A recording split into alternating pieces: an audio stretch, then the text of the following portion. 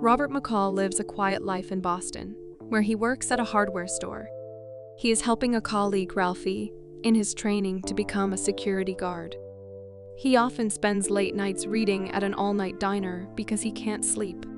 He has become friends with Teri, a teenage prostitute trafficked by the Russian mafia. The two frequently talk about the books Robert has been reading.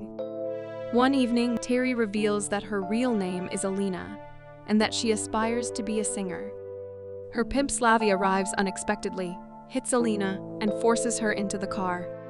He drives away after handing his business card to a stunned Robert. Alina has been severely beaten and is being treated in an ICU at a nearby hospital. Robert goes there after hearing the news and learns from her friend Mandy, another prostitute, that Slavy is to blame. Slavy and his men are at their restaurant when Robert walks in and offers to buy Alina's freedom, which Slavy flatly refuses. Robert expertly kills the men and leaves. Unknown to Robert, Slavy and his men were part of a much larger syndicate, led by Russian oligarch Vladimir Pushkin.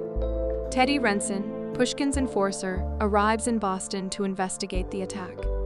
Teddy canvasses rival gangs in the area with the help of Boston PD detectives on Pushkin's payroll, and nearly kills Irish mob Lieutenant Little John Looney to send a message. Robert continues to exact vigilante justice on criminals he encounters, blackmailing two corrupt police officers into returning racketeering money to Ralphie's mother, and beating a gunman after he robs the hardware store.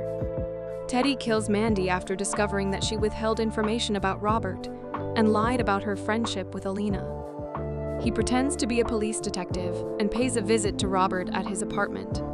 But Robert is not duped.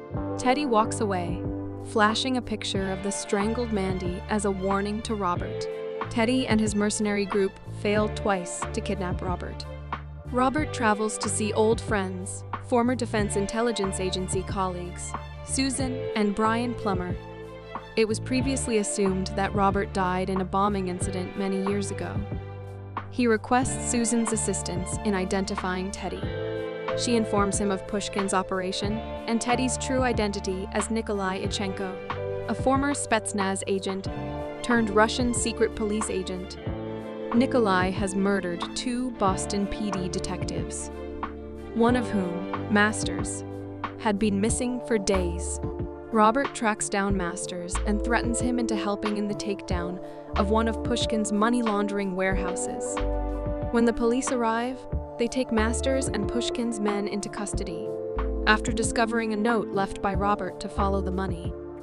He confronts Nikolai once more, threatening to do more harm if he pursues him any longer. He later destroys two of Pushkin's oil tankers. As a result, Nikolai kidnaps Robert's co-workers at the hardware store in order to force him to meet. To Nikolai's surprise, Robert skips the meeting and instead kills the men guarding the hostages. Nikolai and his men arrive, and Robert slaughters them one by one with improvised weapons found throughout the hardware store. As Nikolai is about to kill Ralphie, Robert kills him with a nail gun.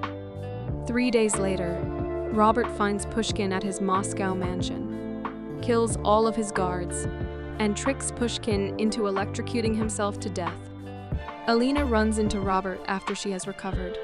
She thanks him for the money he left her and tells him about her new life.